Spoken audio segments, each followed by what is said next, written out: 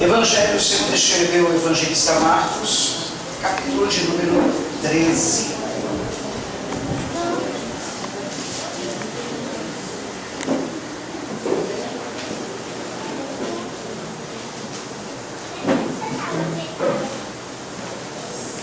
O texto já deve estar projetado aí.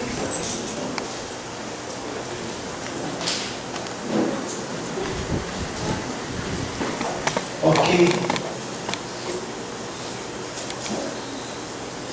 Está meio calor, mas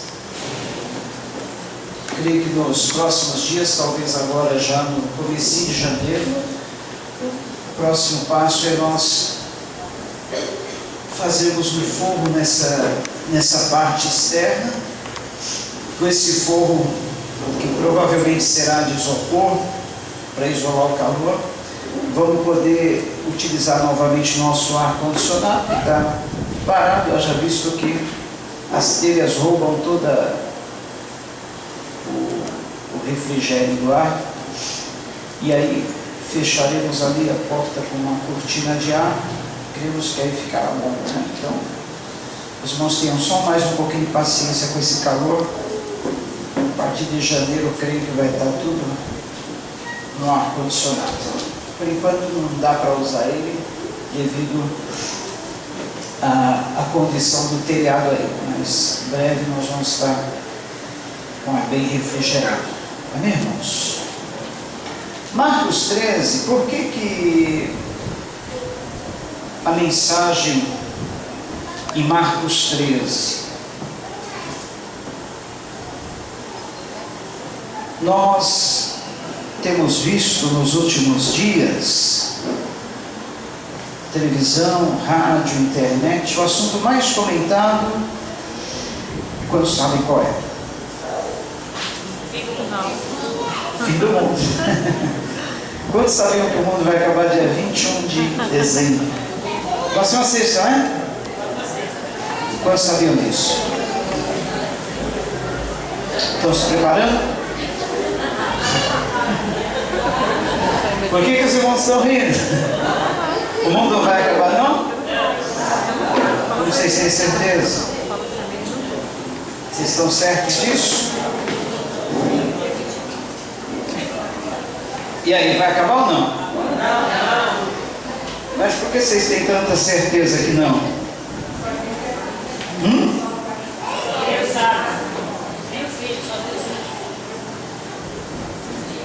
Mas pode ser, não pode? Quantos acham que o mundo vai acabar? Dia 21 de dezembro. Quantos acham? Para os corintianos já pode acabar, né? Agora já são campeões do mundo. Parabéns aos corintianos. Fiquei com uma dor de cotovelo hoje terrível, mas fazer o quê, né? E com inveja que o Santos no ano passado não conseguiu. Mas tudo bem, deixa eu falar. Quantos acham que o mundo não vai acabar dia 21 de dezembro? Rapaz, eu digo que vai.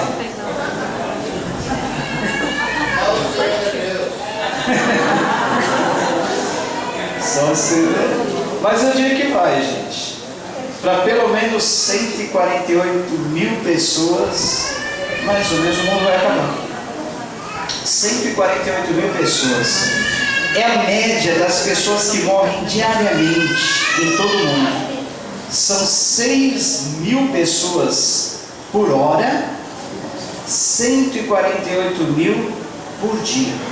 Então, no dia 21 de dezembro, o mundo vai acabar com cerca de 148 mil pessoas. Concordam ou não?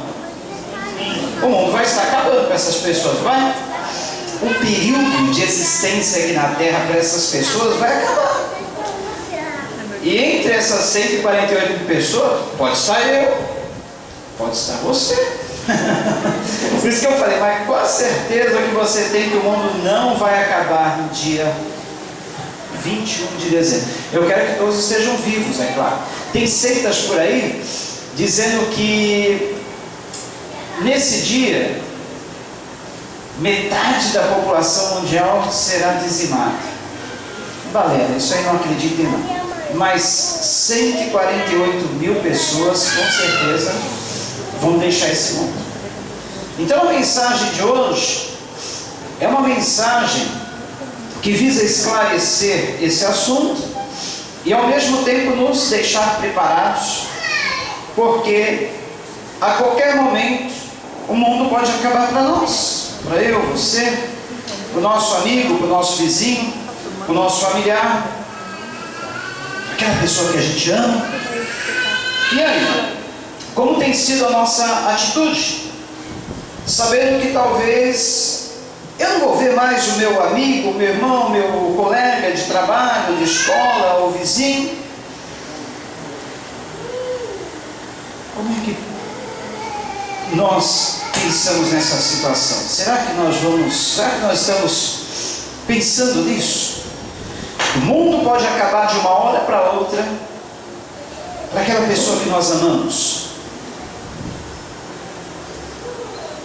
Porque, olha, gente, cá entre nós, esse mundo ainda vai durar muito tempo, muito tempo. O próximo evento apocalíptico que está próximo de acontecer, pode acontecer hoje, pode acontecer essa semana, nos próximos dias, é a volta de Jesus Cristo. Jesus Cristo vem para nos arrebatar, não vai aparecer nos céus, não vai pisar na terra, mas Ele nos arrebatará. Aí, para aqueles que forem arrebatados, o mundo termina. Mas para aqueles que ficarem, não, o mundo continua.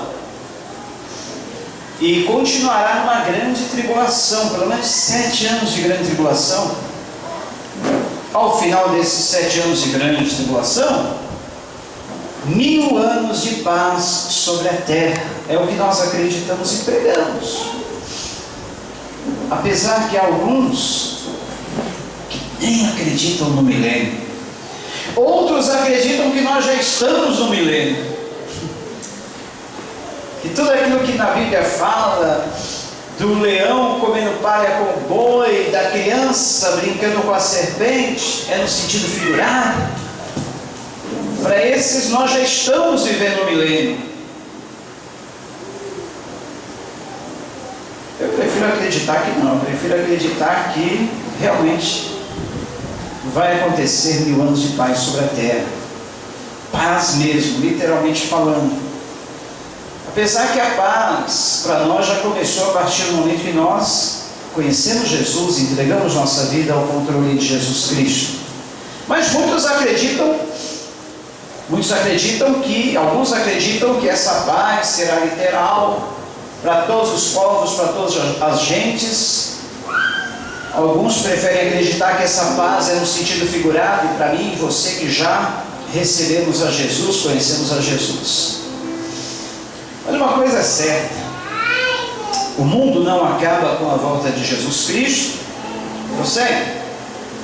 E mesmo quando essa terra for destruída pelo fogo, não mais pelas águas, há 3 anos atrás lançaram o filme 2012. Alguns assistiram o filme 2012. Tudo coincidindo com esse ano. O calendário maia, que terminou em 2012, termina em 2012. Só que os próprios pessoal da arqueologia mexicana, eles esclareceram que os maias nunca previram o fim do mundo para o ano 2012. Arqueólogos mexicanos, eles afirmaram: olha, os maias nunca previram o final do mundo para 2012. Pessoas que ligaram o fato do calendário terminar no ano 2012 com o final do mundo, mas os maias mesmo nunca previram isso. Aliás, olha, esse negócio de prever o final do mundo já é velho. Muitos já tentaram prever e erraram, porque em Marcos, texto bíblico que nós vamos ler agora, a partir do versículo 1, diz que quando Jesus estava saindo do templo, um de seus discípulos lhe disse: olhe, mestre, que pedras enormes, que construções magníficas. Você está vendo todas essas grandes construções? Perguntou Jesus. Aqui não ficará pedra sobre pedra, serão todas derrubadas. Tendo Jesus se assentado no Monte das Oliveiras, de frente para o templo, Pedro, Tiago, João e André lhe perguntaram em particular: dize-nos, quando acontecerão essas coisas? E qual será o sinal de que tudo isso está prestes a cumprir-se? Jesus lhes disse: cuidado que ninguém nos engane. Muitos virão em meu nome dizendo: sou eu, e enganarão a muitos. Quando ouvirem falar de guerras e rumores de guerras, não tenham medo, é necessário que tais coisas aconteçam, mas ainda não é o fim. Nação se levantará contra nação, reino contra reino. Haverá terremotos em vários lugares e também fomes. Essas coisas são o início das dores. Fiquem atentos, pois vocês serão entregues aos tribunais, serão açoitados nas sinagogas. Por minha causa vocês serão levados à presença de governadores e reis, como testemunho a eles. E é necessário que antes o evangelho seja pregado a todas as nações. Sempre que forem presos e levados a julgamento, não fiquem preocupados com o que vão dizer. Digam tão somente o que lhes for dado naquela hora, pois não serão vocês que estarão falando, mas o Espírito Santo. O irmão trairá seu próprio irmão, entregando-o à morte, e o mesmo fará o pai a seu filho. Filhos se rebelarão contra seus pais e os matarão. Todos odiarão vocês por minha causa, mas aquele que perseverar até o fim será salvo. Quando vocês virem um sacrilégio terrível no lugar onde não deve estar, entenda. Então, os que estiverem na Judéia, fujam para os montes. Quem estiver no telhado de sua casa, não desça, nem entre em casa para tirar dela coisa alguma. Quem estiver no campo, não volte para pegar o seu manto. Como serão terríveis aqueles dias para as grávidas e para as que estiverem amamentando. Orem para que essas coisas não aconteçam no inverno, porque aqueles serão dias de tribulação como nunca houve desde que Deus criou o mundo até agora, nem jamais haverá. Se o Senhor não tivesse abreviado tais dias, ninguém sobreviveria, mas por causa dos eleitos, por Ele escolhidos, Ele os abreviou. Se então alguém lhe disser: vejam, aqui está o Cristo, ou vejam, ali está Ele, não acreditem. Pois aparecerão falsos cristos e falsos profetas, que realizarão sinais e maravilhas, para, se possível, enganar os eleitos. Por isso fiquem atentos, avisei-os de tudo antecipadamente. Mas naqueles dias, após aquela tribulação, o sol escurecerá, a lua não dará sua luz, as estrelas cairão do céu e os poderes celestes serão abalados. Então se verá o Filho do Homem vindo nas nuvens com grande poder e glória. E Ele enviará os seus anjos e reunirá os seus eleitos dos quatro ventos, dos confins da terra até os confins do céu. Aprendam a lição da figueira. Quando seus ramos se renovam, suas folhas começam a brotar, vocês sabem que o verão está próximo. Assim também, quando virem essas coisas acontecendo, saibam que Ele está próximo, às portas. Eu lhes asseguro que não passará esta geração até que todas essas coisas aconteçam. O céu e a terra passarão, mas as minhas palavras jamais passarão. O quanto ao dia e a hora, ninguém sabe. Ninguém sabe. Ninguém sabe. Nem os anjos do céu, nem o Filho, somente o Pai. Fiquem atentos. Vigiem. Vocês não sabem quando virá esse tempo. É como um homem que sai de viagem. Ele deixa a sua casa, encarrega de tarefas cada um dos seus servos e ordena ao porteiro que vigie. Portanto, vigiem, porque vocês não sabem quando o dono da casa voltará, se à tarde, à meia-noite, ao cantar do galo ou ao amanhecer. Se ele vier de repente, que não nos encontre dormindo.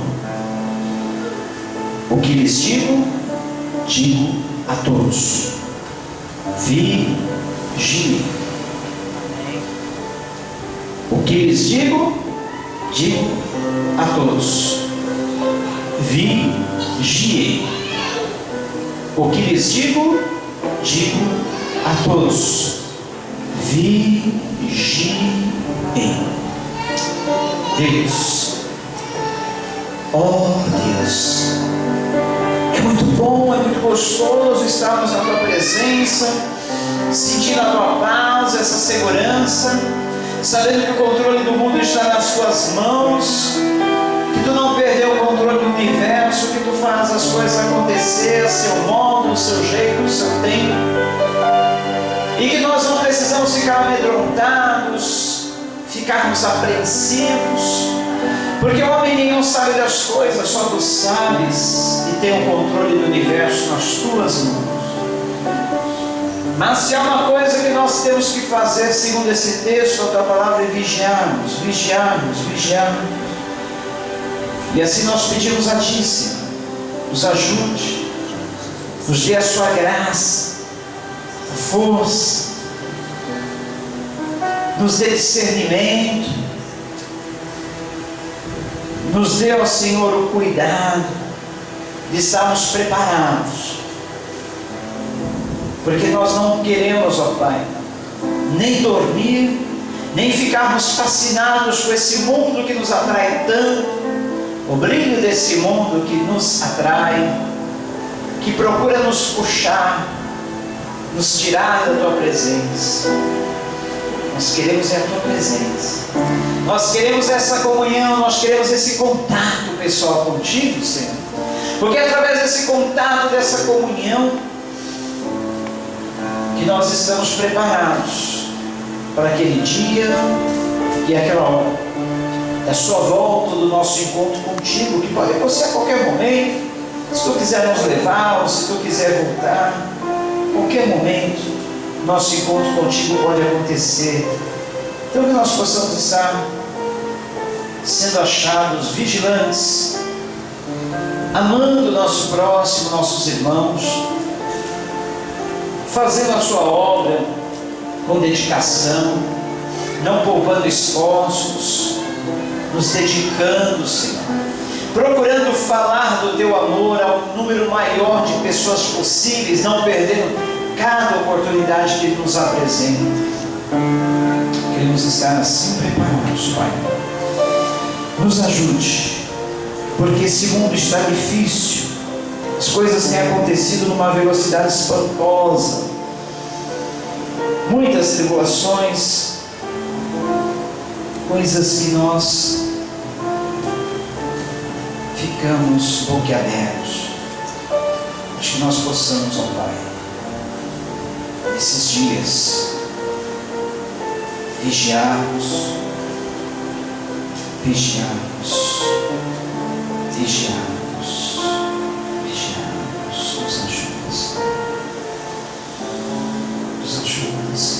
nos ajuda,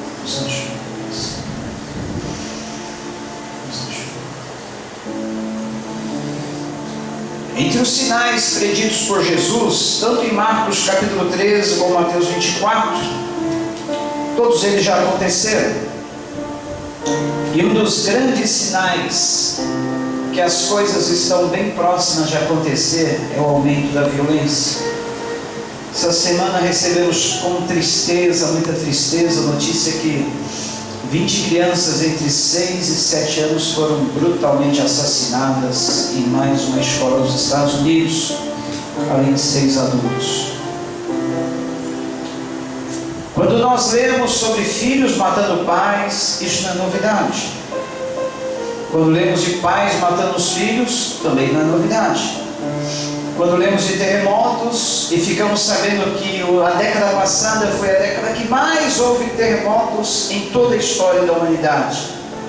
Guerras, alguém pode dizer, mas sempre houve guerras, pastor.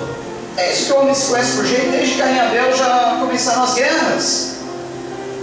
Mas dizem os entendidos que o século, a década passada também foi a década que mais se ouviu falar em guerras no mundo todo. Se não bastasse isso também, os tsunamis, terremotos e outros desastres naturais acontecendo, o esfriamento do amor, tantos outros sinais. Gente, tudo isso nós reunimos, ainda sem falar nos falsos cristos. Todo dia aparece algum falso Cristo, dizendo eu sou o Cristo. Nós poderíamos ficar citando todos os sinais que já aconteceram. Mas o mais importante é saber como nós precisamos estar. O que nós precisamos fazer?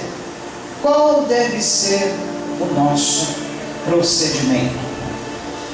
Esse texto que nós lemos no Evangelho segundo escreveu Marcos, ele é um texto às vezes difícil de ser interpretado, porque Jesus, ele fala de eventos que já aconteceram, eventos que estão acontecendo e eventos que vão acontecer. Como assim, pastor? Quer dizer que algumas profecias que Jesus falou em Mateus 13, Marcos 13, Mateus 24 já aconteceram? Sim. Por exemplo, tanto em Marcos 13 como em Mateus 24, a profecia de Jesus tem 3 tempos. Guardem bem isso, 3 tempos. Um deles se cumpriu logo após a morte e ressurreição do Senhor Jesus Cristo, no primeiro século. Quando Nero César, o imperador, que foi também chamado de anticristo, porque ele era contra os cristãos, contra Jesus Cristo, ele era totalmente doido, piradão mesmo. Ele gostava de matar os cristãos, porque ele não queria nenhum outro rei além dele, não queria nenhum outro imperador além dele. Então, quando os cristãos falavam desse Jesus Cristo, que é o rei, que é o governante, ele não gostava. Ele mandava degolar os cristãos, jogar os cristãos para os leões na arena, fincava cristãos em tochas, colocava essas tochas fincadas sobre o seu jardim do Palácio Imperial e passeava de carruagem pelo meio dos jardins, vendo os cristãos se queimando como tochas humanas. Era bem doido mesmo. E no ano 70 ele mandou incendiar Roma. Aliás, mandou incendiar Roma e botou a culpa nos cristãos, dizendo, olha, são esses cristãos, os doidos, vivem pedindo fogo, falando em fogo, vai descer fogo, como no dia de Pentecostes e tudo mais. Então eles incendiaram Roma. E dali grande perseguição se levanta contra os cristãos que fogem por diversas partes do mundo. Então, quando Jesus falou, ai das que estiverem grávidas, das que amamentarem naqueles dias, orai para que isso não aconteça no inverno, Jesus estava falando deste episódio do ano 70, que a perseguição seria muito grande aos cristãos, e quem estivesse grávida, quem estivesse amamentando, teria grande dificuldade em fugir Se fosse em época de inverno também, as estradas estariam bloqueadas por gelo, os cristãos teriam dificuldade de se locomover. Então, parte da profecia de Jesus em Marcos 13 e Mateus 24 se cumpriu no primeiro século. Alguns que interpretam essa parte da profecia de Jesus, o cuidado que ele mandou ter aquelas que estiverem grávidas e as que amamentarem, também para esses últimos dias, dizendo: olha, quando Jesus vier arrebatar a igreja, muitas mães que tiverem filhos no ventre, de repente, se a mãe não for salva, o nenê vai subir da barriga, porque Jesus vai arrebatar. Se estiver amamentando, a mãe não for salva, a criança que estiver no colo da mãe também vai subir de repente. Por isso que Jesus falou: ai das grávidas e das que amamentarem. Eu prefiro interpretar essa parte da profecia como tendo já acontecido no ano 70, como fala das estradas no inverno.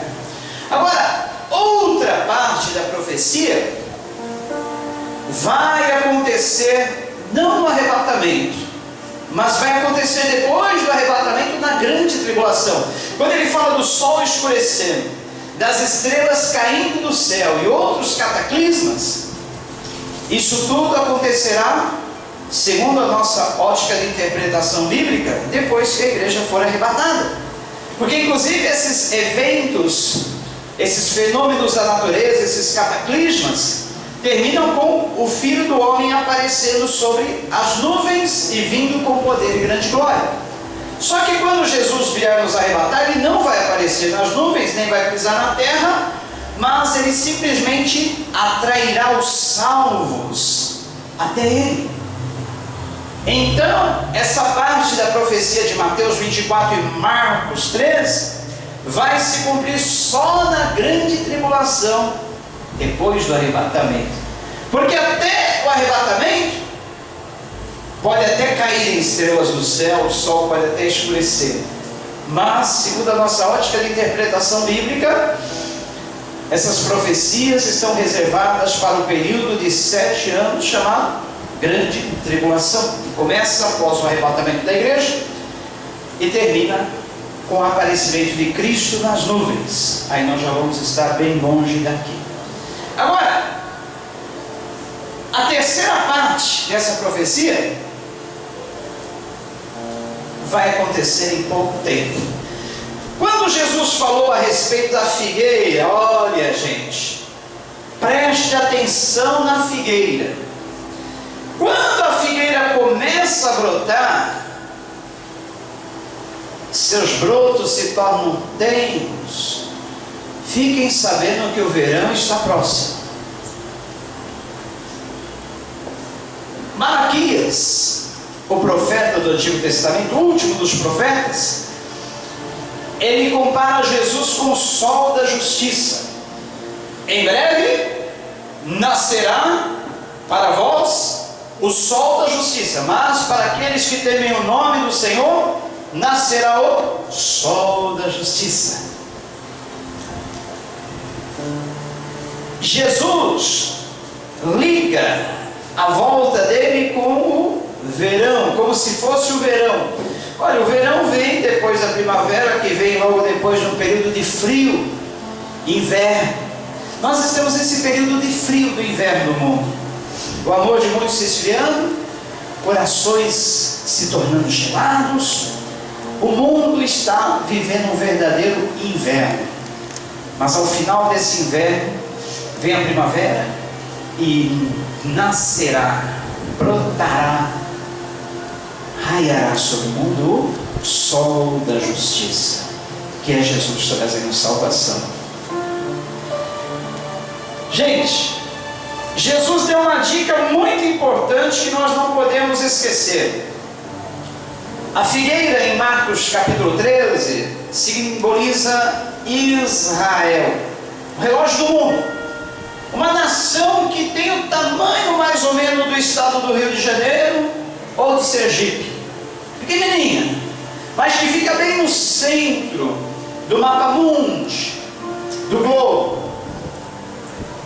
E esse pequeno pedaço de terra tem uma importância tão grande sobre as demais partes do mundo, que dificilmente um noticiário deixa de mencionar alguma notícia de Israel diariamente. Há poucos dias nós acompanhamos essa guerra que acontece entre Israel e os palestinos, ou seja, os descendentes de Ismael, os também chamados árabes, ou maometanos, ou islâmicos. Eles brigam por um pedaço de Israel, da terra de Israel, dizendo que como o pai deles é o mesmo pai de Abraão, aliás, é o mesmo pai da nação de Israel, Abraão, eles têm direito também, a terra da promessa também é deles. E a zona de maior conflito ali naquele país é a área chamada Faixa de Gaza. Sempre tem algum conflito. Israel é o relógio do mundo. Jesus nos deu a dica: olhem para a figueira. Quando ela começar a brotar,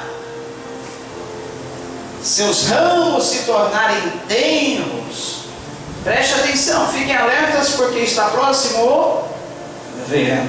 Ora, se Israel é a figueira, quando é que ela começou a brotar? Se é que já começou a brotar? Sim, já começou.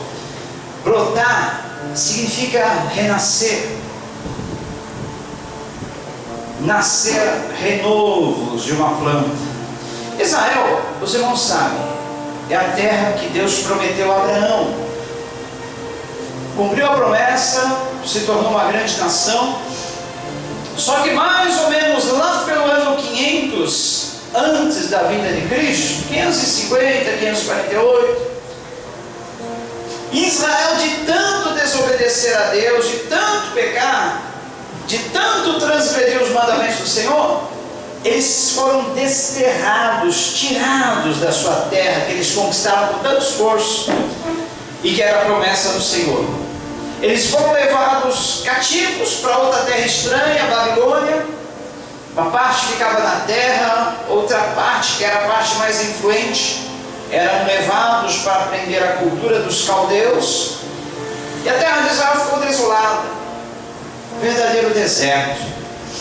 A profecia de Ezequiel capítulo 37, que fala da visão do vale de ossos secos, refere-se à terra de Israel.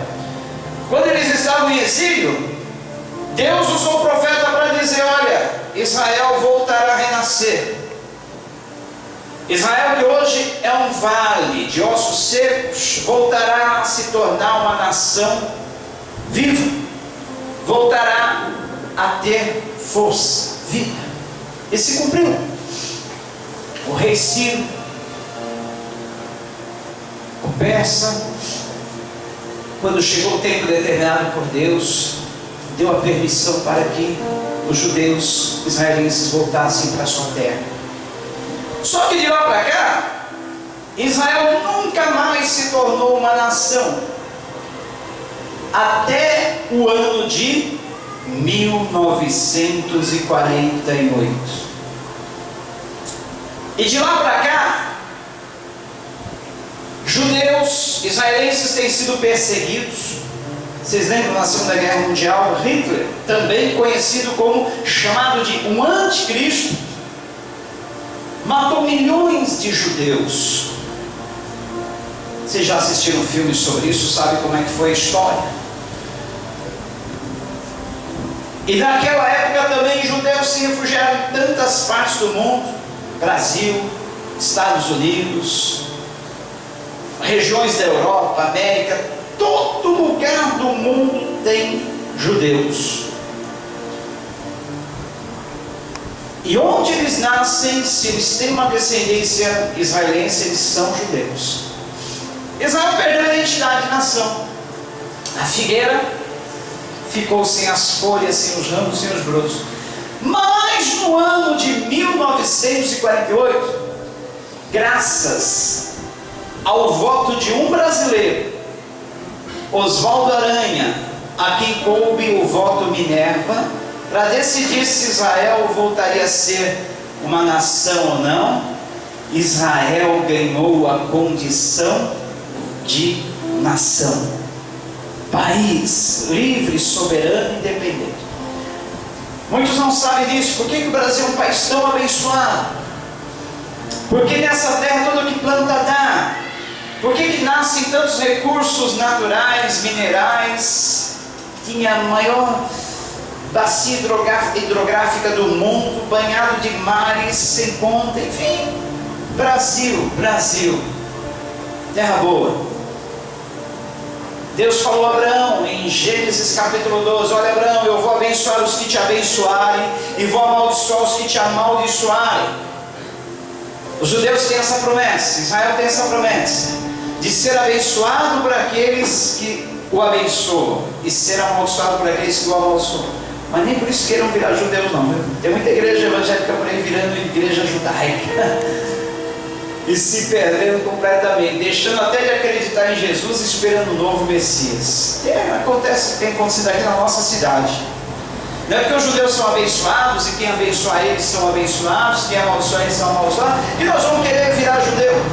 Nós também já somos abençoados, porque nós somos o Israel de Deus em Jesus. Então, mas amem Israel, é um mandamento bíblico. Salmo 122 diz: orai pela paz de Jerusalém, sejam prósperos aqueles que amam Jerusalém. Amem Israel, amem Jerusalém. Só não precisa querer virar judeu. Aí, um dos segredos da bênção no Brasil está aí. No ano de 1948, Oswaldo Aranha deu o voto a Minerva. Israel ganhou a condição de país independente, reconhecido como nação, e foi exatamente no ano de 1948 que a figueira brotou. Olhai para a figueira, preste atenção na figueira. Quando ela começar a brotar, significa que o verão está próximo. Nós não precisamos nem falar dos outros sinais que já se cumpriram, bastaria apenas falar sobre a figueira. A figueira já brotou, é Israel. Isso quer dizer que o verão está próximo, e o verão significa a volta de Jesus Cristo, porque ele falava tudo em parábolas com seus discípulos. Gente, se o verão está próximo, porque a figueira começou a brotar, e já fazem quantos anos? 1948 para cá, quantos anos fazem? Quem é bom na matemática aí?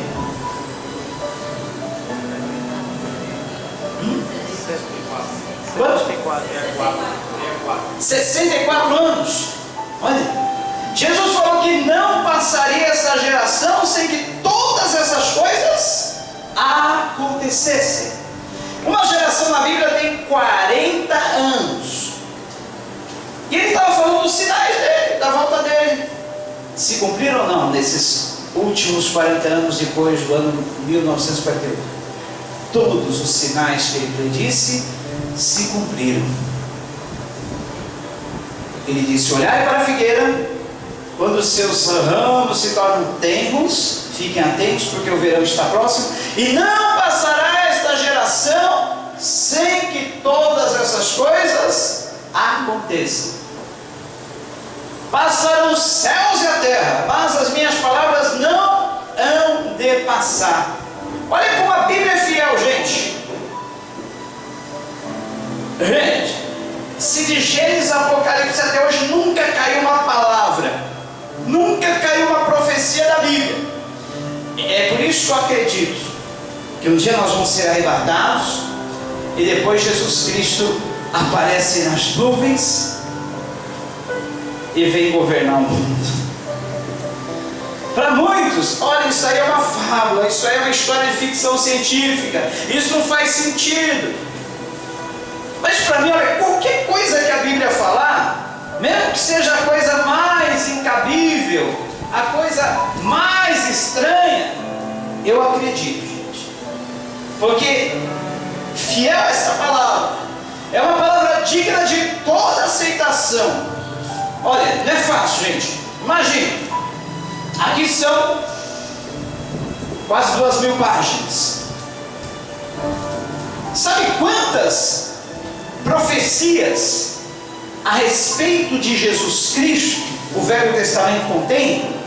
São mais de 3.000 profecias, contando detalhes de como Jesus viria, como ele nasceria, como ele seria, como ele sofreria, como ele morreria, como ele ressuscitaria. Agora o detalhe mais interessante é que a grande parte dessas profecias foi escrita cerca de 500 anos ou mais antes de Jesus vir à Terra. Como que, suponhamos que a Bíblia fosse escrita por homens, não inspirados por Deus, alguém muito inteligente, que bolou esse livro, suponhamos, como é que essa pessoa inteligente que escreveu a Bíblia adivinharia cerca de 3.000 detalhes da vida de um homem antes dele nascer, 500 anos antes dele nascer? Algum homem que fosse um homem comum teria essa capacidade? Mesmo que ele fosse um vidente, um grande profeta, será que ele teria essa capacidade de prever detalhes minuciosos sobre a vida de um homem 500 anos antes de nascer? Só que outro detalhe, a Bíblia não foi escrita só por um homem. São mais de 40 ou cerca de 40 autores. Cada um escreveu uma parte do livro. E todas essas partes se juntam numa unidade, numa uniformidade perfeita. Um livro após outro, dando continuidade como se fosse um só. E são mais de 40 autores, e que preveram acontecimentos, detalhes da vida de um homem séculos antes dele nascer. Mas peraí, pastor, mas como sabe que a Bíblia tem todo esse tempo de existência? Que os primeiros livros da Bíblia até o Antigo Testamento tem todo esse tempo, foram escritos tudo esse tempo antes de Jesus vir? Como é que se prova isso? A ciência e a arqueologia comprovam. Olha, se isso aí comprova, se os exames arqueológicos confirmam, quem somos nós para duvidar? Então é por isso, gente, que se aqui nesse livro tivesse escrito as coisas mais absurdas do mundo, eu acreditaria, porque é um livro digno de aceitação. E se esse livro está falando que vai haver um arrebatamento, que vai haver uma volta, uma aparição de Jesus Cristo, ele virá sobre a terra, eu acredito. Afinal, isso não é muito difícil de se acreditar. O problema é que muitos estão dormindo. Alguns até debocham das profecias desse livro, dizendo: mas desde quando nós éramos crianças, ouvimos falar dessas histórias, nossos pais já nos contavam. Aí debocham dizendo: onde está o aparecimento do Messias? Onde está o aparecimento de Cristo? Que nossos pais já contavam essa história. Aí Jesus disse: um dia é como 1000 anos para ele. 1000 anos como um dia. Seca-se a erva, cai a sua flor e murcha, mas a palavra do Senhor permanece. A palavra do Senhor permanece. A palavra do Senhor permanece. Passarão os céus e a terra, mas as minhas palavras não passarão. Pode passar o tempo que passar, as profecias da Bíblia estão se cumprindo e vão se cumprir. Agora, a exortação final que o Senhor Jesus nos dá é que não sejamos achados dormindo.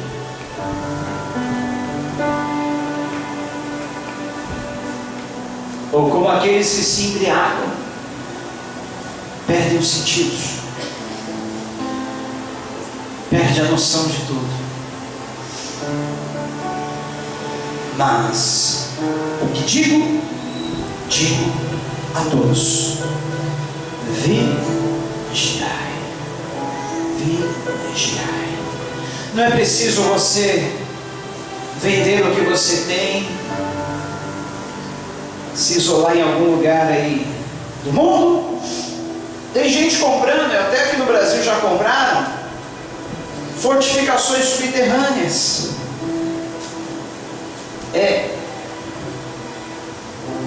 Verdadeiras fortalezas feitas, construídas embaixo da terra,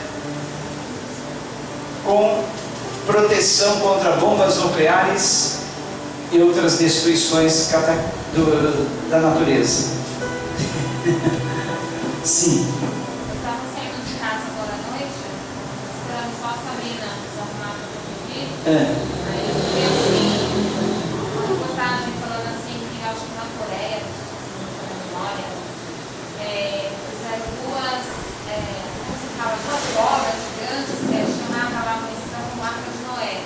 Eu vi. Suporta 14 pessoas cada uma. Estão se preparando para o fim.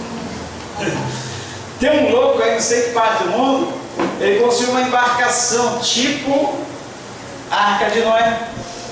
E ele conseguiu vender não sei quantas passagens para essa embarcação. Tudo pessoas preocupadas, querendo se preparar para esse fim do mundo. Outros resolveram fazer estoque de alimento e até reservar uma grande quantia de dinheiro, né, Saúde? Aí o repórter pergunta: mas para que você vai fazer com esse dinheiro se não vai ter alimento para comprar quando o fim do mundo chegar?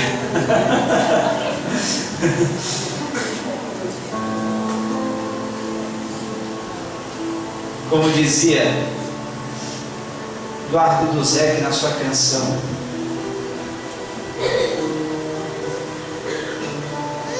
a Carlota, sua cozinheira morta, levanta-me, faz o café que o mundo acabou. Levanta-me, faz o café que o mundo acabou. Alguns debocham, né, que realmente de tanto preverem não acontecerem, de tantos boatos levantados, o mundo continua aí. Na gente, o mais importante para nós é saber o quê? Que acabando o mundo ou não, nós já estamos na presença de Cristo. A partir do momento que nós encontramos com Cristo, tivemos nossa vida transformada, fomos salvos, tudo que vier para nós é lucro. Nós não precisamos nem aguardar com ansiedade os céus, porque nós já estamos vivendo no reino de Cristo. O reino de Deus está entre nós, está em nós. Passando desse mundo para a eternidade, só vamos estar numa dimensão maior com Cristo, porque a paz dele nós já estamos gozando, a vida dele já está em nós. Agora, gente, para finalizar, há uma coisa que eu e você precisamos fazer e pensar. Eu disse que no mundo todo morrem mais de 6.000 pessoas por minuto, mais de 148.000 por dia. Entre essas pessoas estão nossos familiares, parentes, amigos, vizinhos, enfim. Eu e você já recebemos a salvação, já estamos em paz com Deus. Se Ele vier hoje, amanhã, beleza, joia, maravilha. Agora a pergunta: e o seu familiar? E o seu amigo? Seu colega, seu vizinho, seu parente? Já estão salvos? Você tem uma grande promessa: creia no Senhor Jesus Cristo, será salvo tu e tua casa. Só que uma grande responsabilidade paira sobre nós, o testemunho que nós damos, como nós temos sido o sal dessa terra, a luz desse mundo. Ou seja, como que nós estamos deixando a luz de Cristo resplandecer em nós? Como que nós estamos salgando esse mundo para ele ser conservado? Como nós estamos mostrando Jesus através da nossa vida? Gente, alguns dizem, evangelizar é muito difícil. A gente tem assunto para toda coisa. A gente sabe falar de futebol, sabe falar de política, sabe falar de economia, sabe falar dos assuntos do dia, das notícias da semana, das notícias do mês. Mas é difícil evangelizar, falar da Bíblia. Ai, pastor, eu não tenho um curso teológico, eu não tenho um estudo da Bíblia, eu não tenho uma boa leitura, eu não sei falar direito. Gente, o maior testemunho que nós podemos dar é aqui, ó, é a nossa vida. O evangelho ambulante é você. A palavra viva de Deus é você. O seu jeito de ser, o seu modo de agir, o seu modo de proceder, o seu trato com as pessoas, a sua idoneidade, a sua honestidade, o seu jeito de falar, o seu jeito de andar, o seu jeito de vestir, o seu jeito de proceder, é o seu maior testemunho. E as pessoas veem e observam. Alguém já disse, um ato vale mais do que 1000 palavras. Outra pessoa já disse, eu não consigo ouvir a mensagem dessa pessoa, porque as suas atitudes falam tão alto que eu não consigo ouvir a mensagem dessa pessoa. Então, pensando nisso, gente, se a figueira já brotou, os sinais da volta de Cristo já se cumpriram, se ele volta no dia 21 ou se o mundo não acaba 21, pouco importa. 148.000 pessoas morrerão hoje. Já morreram. Vão morrer até meia-noite. Amanhã mais 148.000. Durante a semana, cada dia 148.000. Dia 21, mais 148.000. Quantas conheceram Jesus? Quantas receberam a salvação?